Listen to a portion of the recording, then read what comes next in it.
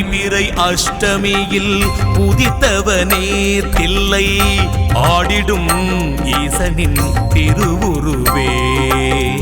நாய்தனை வாகனமாய் படித்தவனே உன்னை நாடிடும் பக்தரை காப்பவனே.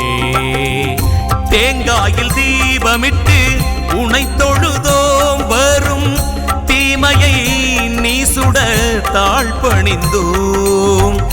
நீங்காத நிம்மதியும் நிறை பொருளும் தந்து நோயில்லா வாழ்வையும் வேண்டி நின்றோம். எதிரிகள் பயமில்லையே.